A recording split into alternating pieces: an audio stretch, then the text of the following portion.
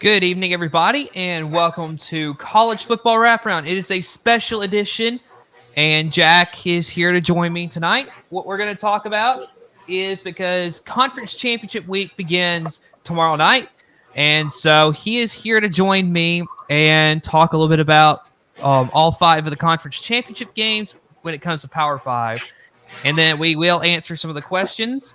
So, Jack, how are you? Been doing good, Cooper. How you doing today? Pretty good. So, well, what we're going to do first is we're going to talk about the Big 12 championship, which is Texas and Oklahoma State. So, of course, Texas is looking to get them a spot in the college football playoff. They're the number 7 team in the country right now. So, Jack, what do you think about the Big 12 championship? Well, tell you what, I've been obviously impressed with Texas this year because they've been a lot better than I expected. I, I honestly thought they would blow a game here and there, but they've been good all year, other than the Oklahoma game. So I really, truly, I believe they should win tomorrow or Saturday. I'm sorry.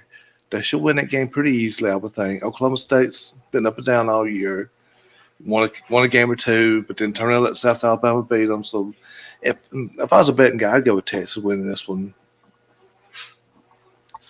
Okay. Yeah, I was going to get some stats pulled up for Texas. My phone's being really slow with me tonight, so I'm going to get some stats pulled up for this game. But like you said, Texas has been a welcome surprise, I would say, as far as I feel like people thought Texas would be really good. But I feel like there was always that stereotype for Texas, like they're going to blow a game. Like they're going to blow a game somewhere. And so having only lost to Oklahoma this year, I feel like it was incredible. Plus to see them go to Alabama and beat Alabama in Tuscaloosa, that was a incredible win for them. So, Well, if you look through the history, that especially since Sark's been there, they've really built up a lot of talent through transfer portal, high school recruiting. The fact that yours missed 3 or 4 games and then brought him to back up. Malik Murphy played, they kept going, kept winning. If you go back last year or two between Kansas beat them, or it's always been somebody that's turned around and beat them. But this year they've actually kept it together. They hadn't had let down. They've had, let down, but they've come through and won all of them. So honestly, they should have a good shot making the Final Four playoff. But we'll see what happens in front of them. It's going to have a lot to do with that too, and behind them, because Bama is behind them. So they really they don't control their destiny like everybody seems to think it did. They really don't. And then when it comes to Texas, and this is kind of like a follow-up question, but first I did want to mention this season Quinn Ewers 213 and 305 throwing the football. That's nearly 70% throwing the football.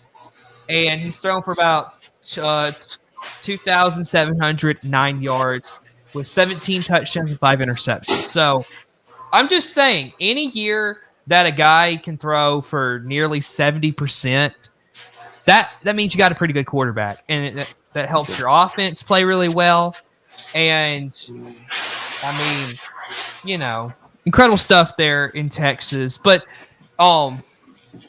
really, a good question about Texas for you is I know, like, we all figure, Texas is going to have some help.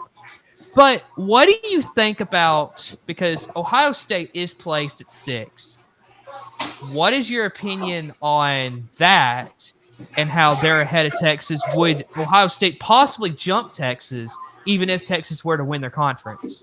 No. Ohio State have a lot of stuff happening. I do not see them jumping them. They were number 2 last week, so you lose on the road to Michigan. I can see falling to number 6 this week. Mm-hmm. Right, they're 6. That's about right. But in the day, when you look through what the committee does with their first team, you look through the whole schedule, how they've done. There's no way Ohio State would be ahead of Texas. Come Sunday, if Texas wins, Texas at the worst will jump Ohio State. Ohio State has no. They get the Notre Dame win, Penn State, but they don't have like a Alabama win. They don't have a conference championship So at the end of the day, Ohio State really a lot of stuff's got to really happen for them to make the Final Four, and they did it last year, but it wasn't quite the chaos that it is this year, or potential chaos. Mhm. Yeah, and that was my question. Like another question I had, and I understand putting Ohio State at 6 right here, like if they think that that's where they belong, but also if you're the committee and if you don't think Ohio State has any chance with everything that may happen in front of them, behind them, my question to you is why put them at 6 and why not just move them down to 8 and just basically say, okay, they have no chance? But I mean, it goes back to the fact they were 2 last week, so you drop them. They went to Michigan, lost a 1 touchdown game, 1 touchdown score. They actually were driving down with a chance to tie the game and throw an interception. So I mean, you really can't drop them that far. I mean, to me, you can't. Yeah, but they don't play this week. So ultimately, because you'll have one less game, you don't have a conference championship. So if Alabama and Texas both win, they both would jump Ohio State. But depending on what happens in front of them, it may not really matter. To me, they're playing each other in bowl games. So it really doesn't matter. Unfortunately for Ohio State, they have no way of making another statement where, Texas does, Alabama possibly does, Florida State has another game. So you got these schools that have a chance to make a statement. Ohio State don't. And you're gonna remember the last time they played was they lost the game. So yeah, I understand you can move them down, but then if they got beat 2-3 touchdowns, then yeah, you drop them further. But only losing one score game, it's hard to drop them much further than they did. Okay. Yeah, I agree with that. Totally. I see what you're saying. So, let's just talk a little bit about Oklahoma State this season because, of course, they're the ones playing Texas for the Big 12 championship. And it's been, to me, kind of like a rocky season of sorts. I mean, they made the Big 12 championship and they're 8-4, I believe. So, Yes, lost 2 in the conference, right? I believe so, because I mean they lost to UCF. I mean they got absolutely crushed by UCF, Right. and then I can't. But they beat undefeated Oklahoma, or one loss Oklahoma. They beat Yeah, but they also lost South Alabama the second week or third week of the season, and not even close. South Alabama beat them pretty bad. But if you go there again, you look through Oklahoma State's history. They've done this before, where they'll lose, and you're like, "Oh, this seems not that good." And to be honest with you, I kind of forgot about them because they looked so bad, and you realize about 2-3 weeks ago, like, man, this team has a chance to make the championship game, Mm-hmm. And ultimately, I think Oklahoma and Texas are the best 2 teams, but because they beat them in that one game, it put them ahead of them. So, but I think in the day, Oklahoma's a better team, but unfortunately, because you lost a couple games you shouldn't have, you're not there. We really got robbed of a potential Oklahoma Texas rematch, which would have been great to see them play, because I don't think they ever played each other in the championship game. I want to say they may have played once, and that was like Maybe the first couple of years. 2019. I think. No, you're right. They did. They did play back a couple years ago. I do remember, but considering it's been the last, both of them leaving for the SEC next year, it'd been nice to see them play each other and good send off to Big 12. Hey, we're out of here, but didn't happen. Oklahoma really blew the one game. It's not 2 you could say, but we missed out on that one. Yeah. When you talk about Oklahoma, I will say this though, because the Kansas game, I mean, to me, it was a big game because they lost the game. They had a chance to win. And in the end, I mean, they had the weather delay. So I will say this, because I think a lot of people are going to say, oh, it's weather delay. It shouldn't affect them. But yeah, it kind of does when you're sitting in the locker room for like an hour and you're waiting to go back out in the field. The game's going to be played differently at that point. Wouldn't you agree with that? Yeah, and plus it was at Kansas, right? If I'm not mistaken, they played at Kansas, which makes it different because a lot of people maybe don't realize the home locker room is going to be great. The visiting locker room, not so well. So you get not only you're not at home. You're not so. Yeah, it could affect them a lot. But in the end of the day, they still were better than Kansas. They still should have come back and won that game. The Oklahoma Mhm. State game, I get that. There again, you played at Oklahoma State, and it been the last Bedlam. Bedlam. Been the last Bedlam. Oklahoma State, they built this game up. It's like probably the biggest game they've had in years there. And the motion, they just Oklahoma didn't match it. So I mean, at the end of the day, I mean, Kansas and Oklahoma State are not bad teams, but Oklahoma, I feel like, is still better and should have won both those games.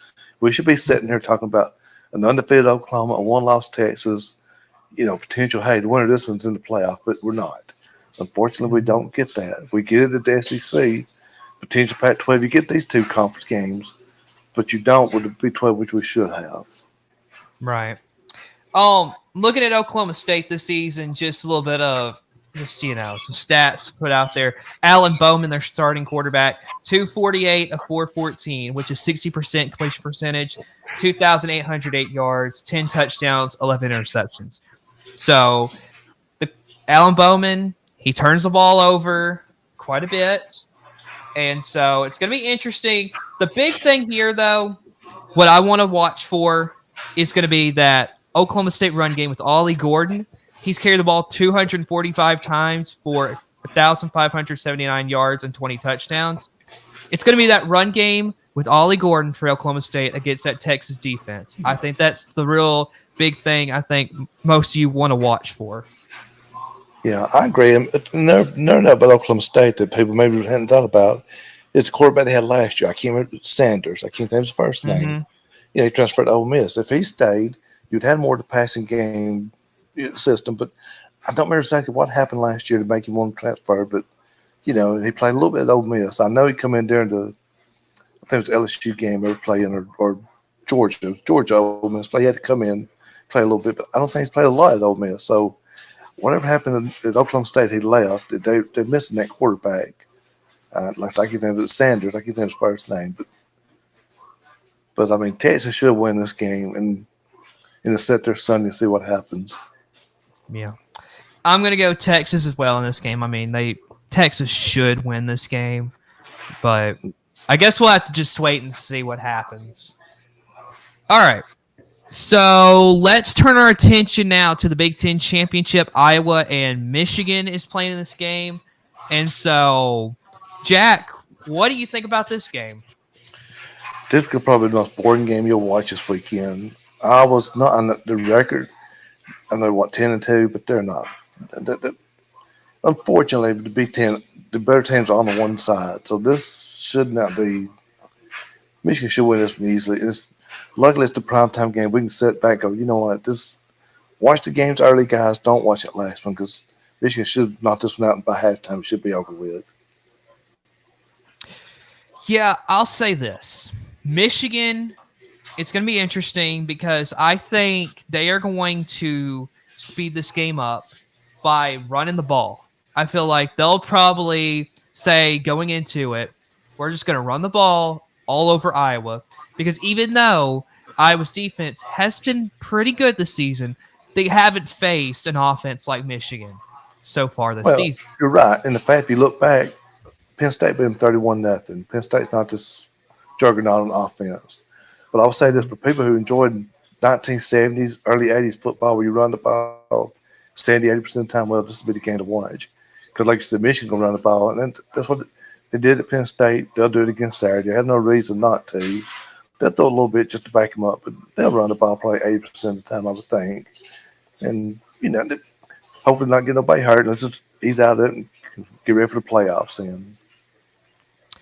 Yeah, it's kind of sad that, like you said, how Michigan's in the situation where they're an overwhelming favorite here. And really, if you think about it, as long as they play their starters till about halftime and they get a big lead on Iowa, you can pull them and be like, hey, we're just going to rest them for the rest of the game, get them ready for the playoffs, which is, I mean, it is kind of sad to sit here and say that for a conference championship game like that. But like you said, this game should be pretty much over by halftime. Unfortunately, if you go back through the Big Ten, you've had Wisconsin made the championship game. Iowa's been in, Northwestern made it a couple times. Your better teams for the last 15 years have been Michigan, Ohio State. Michigan State's had good teams. Penn State, but it's on that one side. You know, the other side they've been down. In fact, go back. I was looking a while ago, 2014, Ohio State beat Wisconsin 59-0 championship game. You know, but if you could put Ohio State, Michigan, the game last week was a Big Ten championship game. Ohio State, Michigan was the championship game, and the way it played out, it was like a championship game. You want to come down to one score, team driving for a chance to win, throw the interception. So, as a championship game, that's what you want to see, not what you're probably going to see Saturday night. Right. And that's where really getting rid of the divisional setup, how it is in the Big Ten, and just, going to, let's just get the top two teams into the conference championship game. It's going to make it more entertaining for the fan to sit there because you're going to get a better matchup. Right. Or be like the Pac-12 was, a couple years ago when you had, was it Utah and Stanford, or who was it? Played 1 week, then not 2 weeks, they played again because they were the top two teams. So, yeah, I think it was Utah and Oregon did that. I think you're right. But you get, which unfortunately you may end up with Michigan, Ohio State playing back to back. But do you really want to see them back to back? But but then again, people don't see Alabama, Georgia play a couple times, or Alabama, LSU. So it's part of it. Though. But it would be last Saturday was the championship game. Yeah. So, again, like we said, run game's going to be big here for Michigan. So, like a guy to watch out for, Blake Corum on Michigan, the running back. He's a guy to watch against that Iowa defense. Should be interesting to see how he does. And really, I believe I saw where J.J. McCarthy against Penn State threw the ball like 8 times. Expect something like that from McCarthy against Iowa. I mean, that's just my opinion on this. So, well, I think the Penn State game only threw the ball 1 time the whole second half. It was incomplete pass or pass interference. So, I kind of think the same type of game plan. It's just like keep it simple. Let's build a lead. Let's finish it up. And, I shouldn't knock Iowa because they are 10-2. But I mean, do we? And I know I ain't kept up with it. I know I read somewhere where they said, well, they got some bad calls in one game. It should be 11-1, but I just don't. Talent wise, I don't. They don't have the offense to play with Michigan. If they have to, Michigan go out there and say, you know what, let's build it up. Let's get a lead. I don't want to say cruise, but that's the way I see it. I hope it's not. I hope it's a better game to watch, but I don't see that. Right. So going to be very interesting to see what happens with the Big Ten championship. And so I think both of us agree Michigan's going to win this game very easily. Yeah. So let's turn attention to the game that would be going on at the same time, and Florida State Louisville in prime time. Now, this one to me is interesting because you got a Louisville team who is coming off a loss at home to Kentucky, but Florida State has got Jordan Travis, their starting quarterback, got injured a couple weeks ago. So he isn't able to play for the rest of the season. Of course, that was with a gruesome leg injury. And so Tate Rodemaker is their quarterback right now. Jack, from what you have seen from Florida State these last few weeks, and then what you've seen from Louisville over the season, what do you expect from this game? It's hard to tell. Honestly, to me, Florida State's a better team, hands down. I've been impressed with Louisville, but, I know they beat Notre Dame earlier this year, I believe it was, on Saturday night. They beat Duke. Yep. But, they didn't play Florida State during the season. They didn't play Clemson. They kind of avoided – I don't think they played North Carolina. They've kind of avoided some of the upper teams. But you got to give them credit. Jeff Rollins went in and, changed it, brought it back to where they were several years ago. Bobby Trino had them up there. But I don't see them beating Florida State. But then again, without Florida State's quarterback, and in fact, Rodemeyer, he got hurt last week. He actually went out for about a series last week. So, did he have a concussion? It looked like it. If you see the play, he gets sandwiched pretty good. So, if he can't go, they have a true freshman they'll play. But my opinion is, if Florida State wins, I don't think it matters. I think they would get dropped out of the Final Four. Okay. Very interesting because right now they're sitting at number 4, that would be interesting to see, even if they were to win, if they were to be dropped. And so basically what you're saying is it depends on the type of game. I mean, unless they go out there and win like a 50-0 and just like dominant, I don't see that.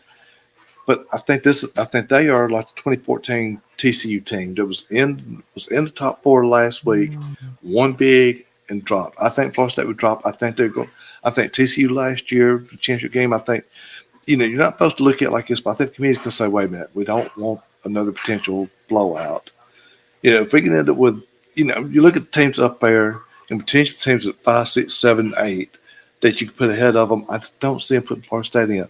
It's not right. Florida State earned the right to be there, but I think without the quarterback, I think they would drop them. Interesting. Because to be honest, until you brought up the whole TCU thing, I completely forgot about that situation. Yeah, I could see that too. Definitely. Of course, there is one difference, though, I will bring up, is that TCU didn't have a chance at a conference championship that year. So let me ask you this. But they played the same day the conference championship games were played. So they did play that day, but they didn't have it technically. But them and Baylor, remember, I think they split. I forget how it was. Yeah. But anyway, they dropped them. But but I just don't. I don't know. It's a feeling I got that they're going to drop Florida State, and I don't think it's right. But I think that's what will happen, especially if you have Texas and Alabama both win. Then it's going to be. To me, it's going to be hard to leave one of them two or both of them out and put Florida State in ahead of them. Yeah. Very interesting game right there. I'll say this. I think, in my opinion, because Florida is kind of more. Florida's just not a good team. Was not a good team this year. They're playing a Louisville team. I think will really show up and play probably give their best performance of the season in this ACC championship game. Because I think from their standpoint, which I think you'll probably agree with me, they're trying to ruin Florida State's season here. Because, I mean, if they beat Florida State, they're out. I mean, no doubt they're out. They could be out even if they win. So I think Louisville will come out, play a great game. I'll be honest with you. I think Louisville's going to end up winning this game. I mean, and they could. And the fact that if Louisville does win this game, you're looking at New Year's Six Bowl. You're looking at maybe Orange Bowl. I can't remember how it works out. But so if you're Louisville, you're looking at 10-2, 11-2, and you're building on Jeff Bromwich on his first year. This is the hometown kid coming back to be the coach. He's bringing you back to, the highest you hadn't been in years. Bobby Trino put y'all up there, win 9-10 games. Lamar Jackson was there, Heisman Trophy. And they slipped, but now Jeff Brom bringing them back. And, as far as ACC, this could be a team, if they keep recruiting well, they could stay in the upper echelon of ACC. I think they could be with that Brom. Jeff Brom, I think, is that good of a coach. And, I think he'd probably stay there. I mean, you may in the future look at him and say, hey, a bigger school may come along and they may take the job. But if you can keep him here, say, for 10 years, he can probably keep you up in the top 2 or 3 of the ACC. In my opinion, because he did a pretty good job at Purdue, and Purdue's not an easy place to coach. So, I wouldn't be surprised if Louisville wins, but I still think Florida State got more talent. I think that Florida State will still win this game. Okay. Well, we are split on this ACC championship game. I'm going with Louisville. He is going with Florida State in the game. So definitely that's probably going to be the one that me and him are going to be watching instead of that Big Ten championship. So more likely. Yeah. All right. So let's talk about the game that's coming up tomorrow night. Now, I cannot give a pick on this because, well, I'm going to be broadcasting it here on the channel for you if you want to watch it. So, you got Oregon, you got Washington, you got 2 Heisman finalists playing against each other. This is a rematch from one of the best games during the whole regular season this year. Yes. So, what do you think about this game? I think this will be the best game of the weekend. You got 2 really good, high-powered teams. Played a great game last time. I didn't get a chance to see much of it, but I do know that there were several times they said Oregon went for it on 4th down, did a couple things, and the fans were not happy with it. But That's Oregon. That's why Dan Lanning is aggressive, and that you got to like as a player. You got to like it. You know that your coach believes in you. You can keep going for it. And yeah, they lost by a field goal. Washington kicked the field goal the last second to beat them in Washington. So this game is going to be in Vegas, if I'm right. I Hmm. believe championship game is in Vegas. So you neutral site, and a lot of people say that 3 point here's there, a neutral site. I kind of think Oregon wins this game. Uh, Oregon's looked really good all year. Washington's looked good. Washington's kind of struggled a few times, but for the most part, Oregon really hadn't struggled that much. They've kind of, they may struggle for about a quarter or so, but then you watch them, they kind of pull away. And I don't know, just something about this Oregon team. Honestly, they played. Was the last year they played, and when Bo Nix got hurt, and they were back and forth the whole time that game last year, and he had to go out for series, and they basically got down 2 scores, and they couldn't come back. So I think if he plays the whole game, I mean, he played the whole game this year in Washington, one of the toughest places to play, and lost a 3 point game, and they missed a couple fourth downs, I believe it was. But I don't know. I feel like they're going to win this game, and it's going to set up a really big controversy because then what do you do for the playoff committee if Oregon wins this one? And you got Oregon and Washington split this year. Do you put Oregon in? Does you leave Washington in? Do you leave them both out? What do you do? And there again, it's a lot. This game, I think, will determine what the playoff committee could do. Because if Washington wins, Washington, Florida State, Michigan, Georgia, if they all win, it's pretty straightforward. You take the undefeated teams, but you let one of them get beat, let Washington or Georgia one of them get beat. You get a bunch of one-loss teams, then you can have a lot of that playoff committee's got a lot to think about. But Hmm. anyway, I like Oregon. I like Oregon in this game. I'll say this, that I could see Oregon coming out. Their offense looks incredible. They got a good run game. Bo Nix, of course, is playing out of his mind, and I feel like in the difference between him at Oregon and him at Auburn, I feel like he's a whole lot more accurate throwing the football. Like, Yeah. I feel like that's the big difference for me, because I think you still get him, like, he's still very mobile as a quarterback. He's always been Yes. that way ever since he was at Auburn. The thing that's changed is that I feel like going to Oregon has improved his ability to precisely put the football where it needs to be. And so that's the big difference here that I've seen. And I mean, I'll say this, Michael Penix is the same thing, in my opinion, that you're seeing, because Michael Penix and Bo Nix, to me, I feel like are very similar quarterbacks. Penix, of course, started at Indiana, and I Yes. think by going to Washington, he's been able to improve his accuracy throwing the football. So that's the big difference in why these two quarterbacks are Heisman finalists, in my opinion. No, I Now, agree. I'm going to interrupt you, but the Bo Nix part two, that maybe people don't know, but his daddy played early '90s, mid '90s at Auburn. Won some big games, and then they had a big run. They won 20 games straight at Auburn. He was quarterback. You're high school All American. You're supposed to come to Auburn and be the savior. But unfortunately, there was, if you remember watching him, and especially LSU game, I remember he scrambled around all over the place because he had no offensive line. They didn't block for him. And, Gus Malzahn left, and Brian Hartson come in, and the fans never accepted him, never give Brian Hartson a chance. Bo Nix got stuck in all that, and he's supposed to be like the savior. Oh, he's supposed to go beat Alabama. He gets hurt. It's 2019, or no, which was 2020. He missed the Alabama game. One of them, he missed because he got hurt. And it's just like, I think going to Oregon, he got away from all that. He's got married, so I think it's kind of, it's like his personal life is straightened out. He's just kind of like, hey, I'm out here. I'm away from my family. I've got married. I'm preparing myself for the NFL. I think Oregon's been a great thing for him. I think and he gets away from all the fans just hounding him. I know Auburn people who called him Bo Picks. Not even Bo Nix, because he threw some interceptions at Auburn. Like, y'all didn't even give this kid a chance. They just bashed him for 2-3 years. It's like, you know what? I'm happy mhm. for him. I'm glad he got away. Not because I'm a Bama fan. I'm being just a straight football fan. It's been good for him to get somewhere and actually to show the kind of talent that everybody knew he had. So he's got to go to Oregon now. He's made himself probably a first round draft pick. To where he's at Auburn, he probably ain't been picked. That's how much improvement he's made got good Mhm. offensive coaching, and just coaches that believe in him and say, "Here, just go play."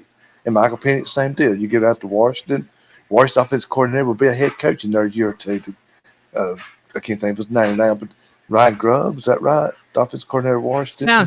Sounds right. But anyway, he will be head coaching by another year or two because Michael Penix made him look like he's a Heisman finalist, and Mhm. it's been like it for 2 years. He like it last year and this year. So for both of them to get away from Indiana and Auburn, it's been the best thing for both of them.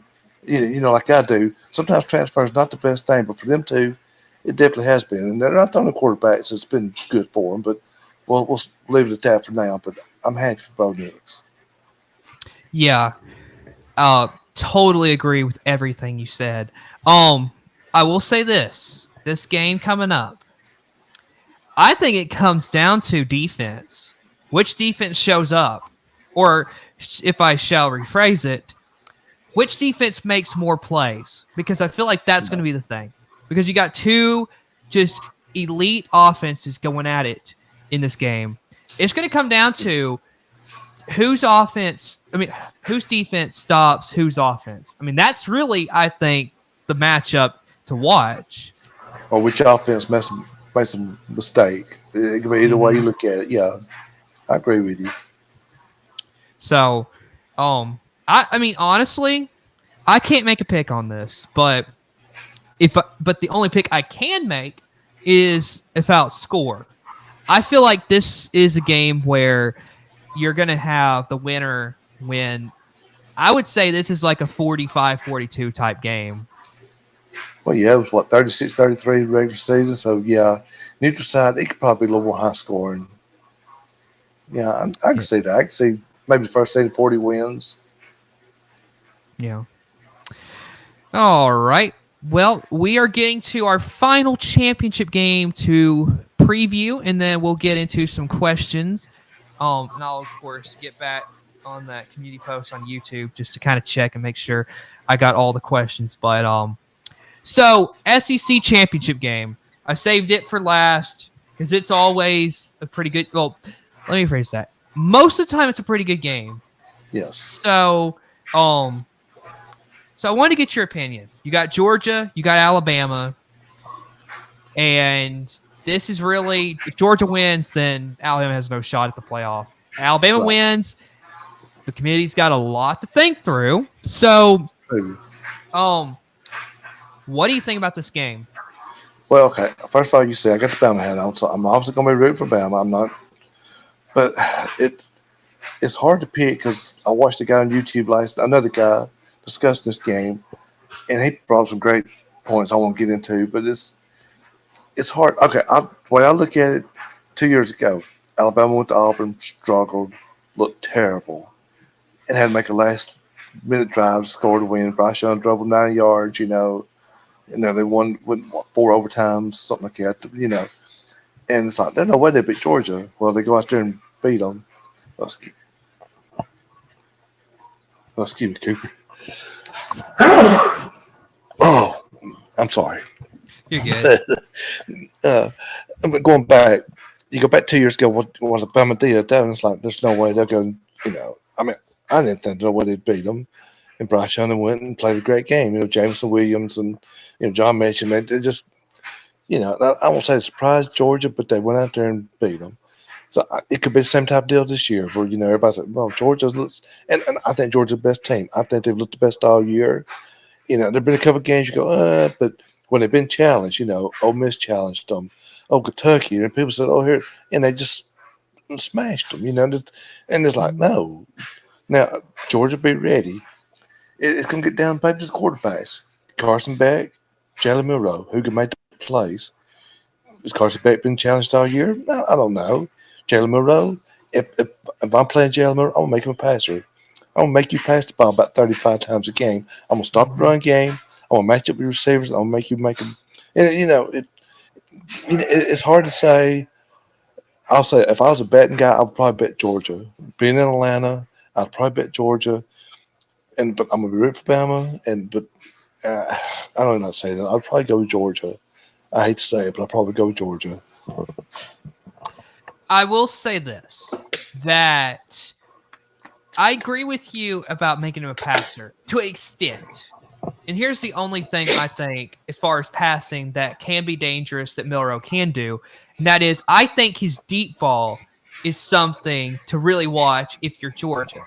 Because I feel like his accuracy throwing the deep ball, that's the best throw he makes, in my opinion.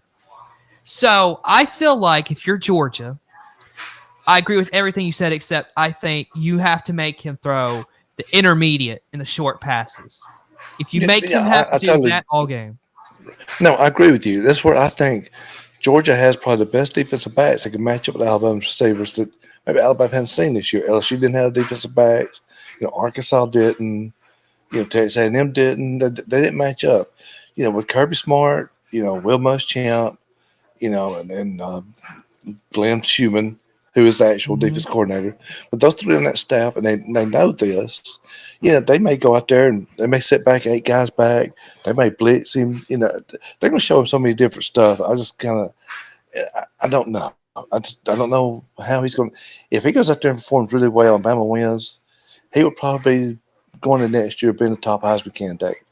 I think that's how this game could actually be.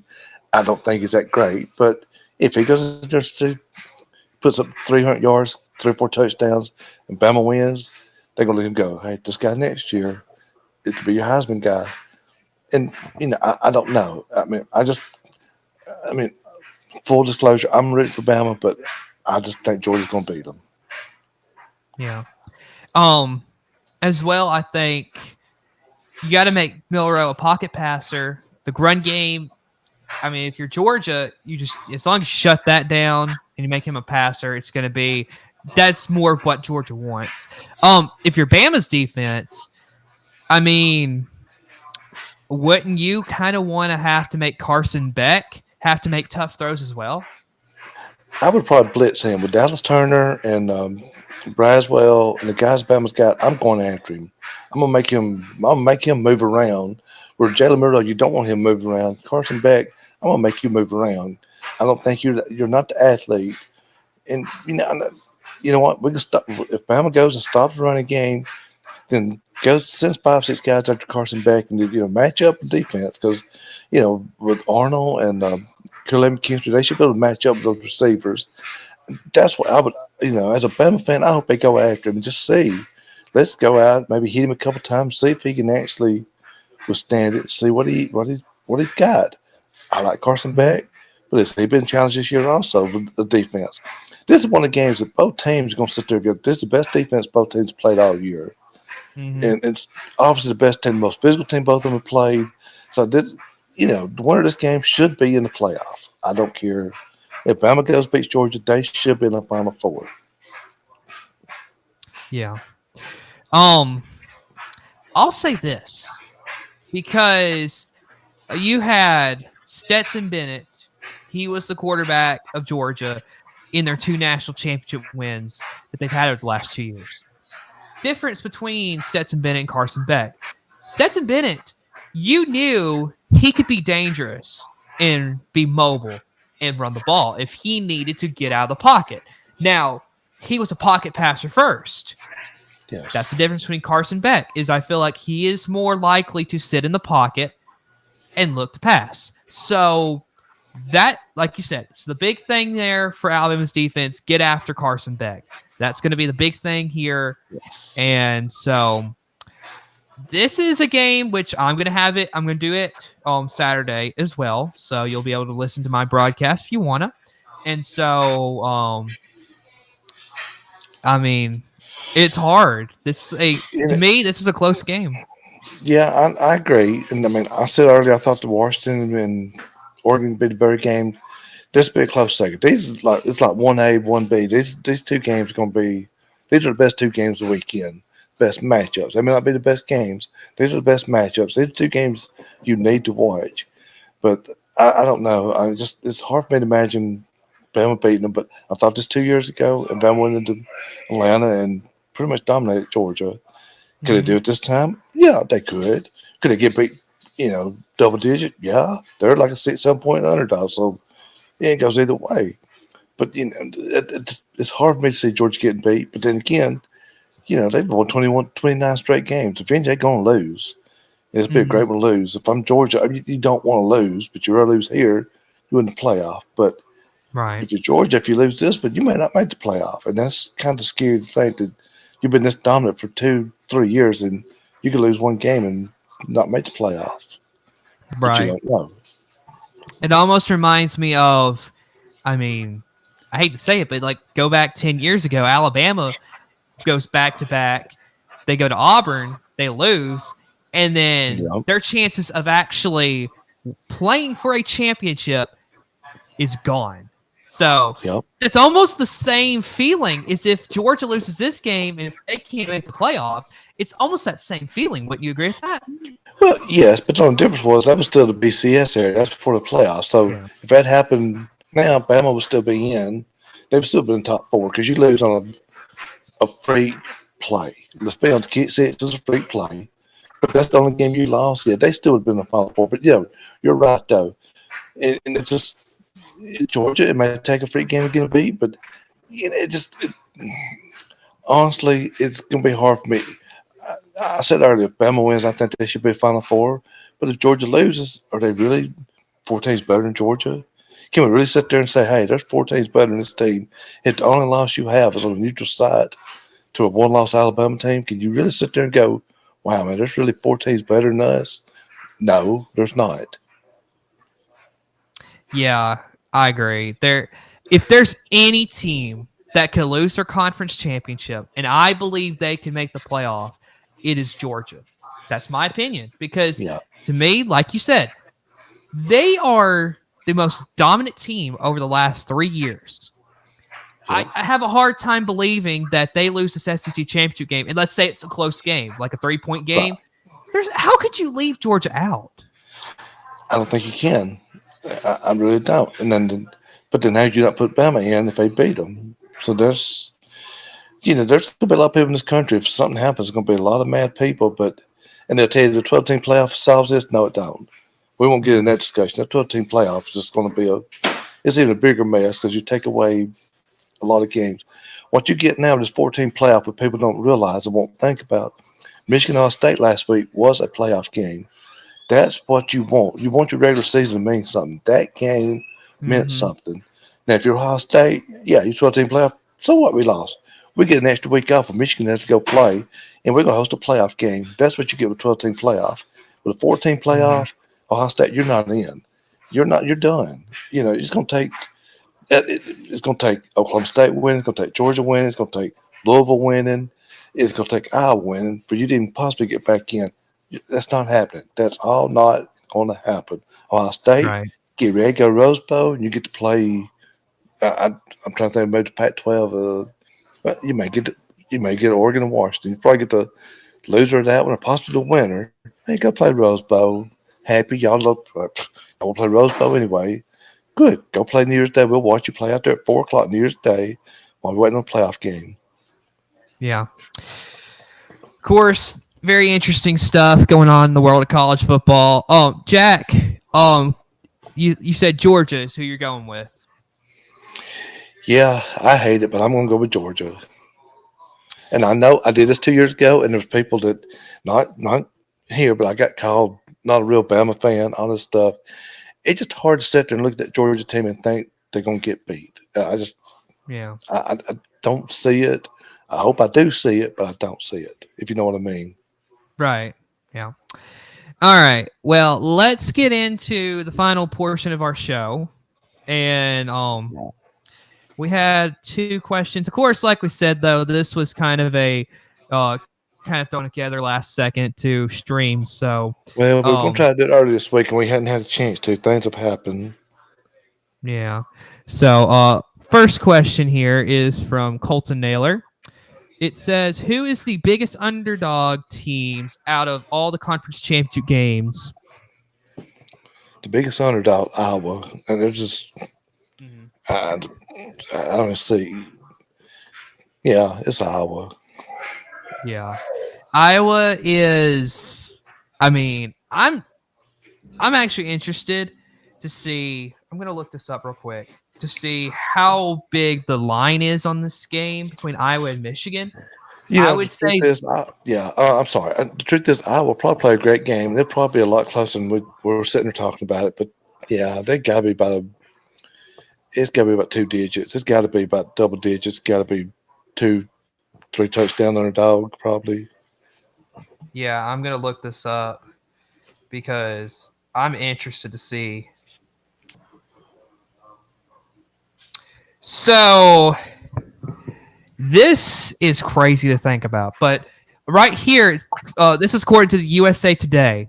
The game spread sits at Michigan 22 and a half with Iowa a long shot plus 1200 on the money line. Yeah, that's probably about right. So Yeah. Michigan and Georgia both look probably the best two teams all year. Don't mean I like them, but they probably looked better than Right. anybody. Right. And I mean, thing is, both of them, what people are going to say if they leave either one of them out, if they were to lose, it's, oh, your schedule. Look at who you played. You played nobody. But then again, if you're Michigan, you got that win over Ohio State, which should help you. Well, but honestly, if Michigan loses to Iowa, you got to drop them out. You cannot put them in Yeah. if they lose. I don't even Yeah. see an argument. Right. So yeah, I think pretty, pretty good consensus between me and Jack. It's Iowa. Iowa's definitely the team that is the biggest underdog. Also, let's see. Who is the most underrated coach this season? Also from Colton Naylor. Let's see. I'm trying to think. I mean, obviously Jeff Brom's done a good job at Louisville. Mm-hmm.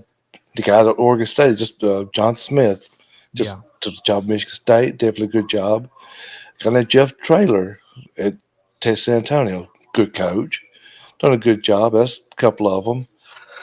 Oh goodness, I'm trying to think. Just top of my head, this is kind of.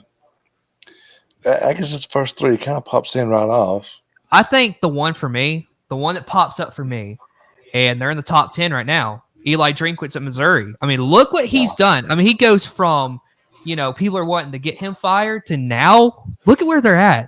Pretty impressive season, if I should say. Yeah, I forgot about him, but he did good at App State too for a year or two. So yeah, and I tell you, no, it's Jamie Chadwell at Liberty. Mm-hmm. Coming out there, Hugh Freeze. Hugh Freeze had 2 or 3 really good years. He kept them going. If you go back to Chadwell from Coastal Carolina, what he did there, and there's at Liberty, that's a guy that's another one that probably in a couple of years have been SEC or somewhere coach, whether it's Arkansas, Auburn talked about him, last year. Who knows? I, I can see him moving along pretty soon. That's one thing I can think of right off. Okay. Well, that's all the questions that we got.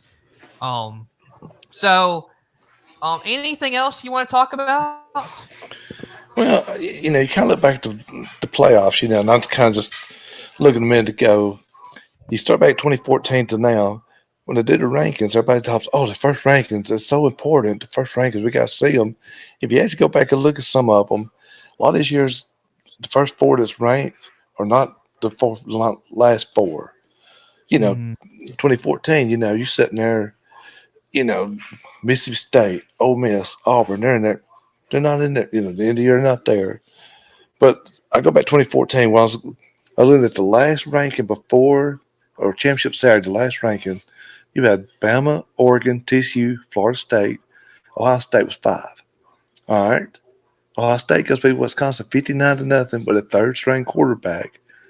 They jump Ohio State at number 4. TCU wins their game. They beat Iowa State 55-3. They dropped them from 3. Not only they dropped them all the way down to like number 6. How? Why?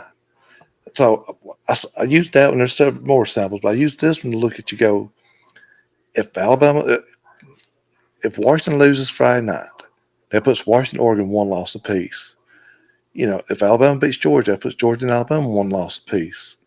Then you get those 4 Ohio State. That's 5 1-loss teams. If Florida State, but you'd have Michigan, Florida State, both of them undefeated. Let's say they put both of them in. What are the 2 teams you put in? You gonna tell me you're gonna leave Alabama out after they go to neutral site beat Georgia? I don't think so. Do you leave Georgia in? There's a lot of controversy, but Alabama's at number 8. If they go out there and they look good, like they did 2 years ago against Georgia, convincingly win, it's going to be extremely hard not to put them in the Final Four. But Texas beat Alabama in Tuscaloosa. How you leave Texas out? These are things that's going to happen. But if Washington gets beat, if Texas gets beat, then it's pretty clear cut. But the truth is, and we can go back through the history and look at it. That last Sunday, you usually got one team that's sitting there going, "We should be in." Me and you argued this in 2020 about Texas A&M and Notre Dame. They put Notre Dame in, and they left Texas A&M out. You was for A&M, I was for Notre Dame. Notre Dame split 2 games with Clemson that year. The one they lost, Trevor Lawrence played the one they lost. The one they won, he didn't, but they played at home. They put him in. Didn't matter. Notre Dame couldn't beat Alabama. You knew that.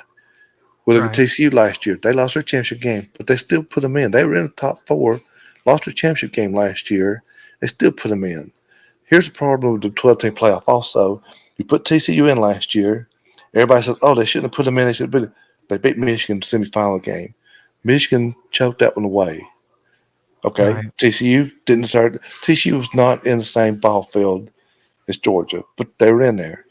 A couple years before that, Cincinnati got in.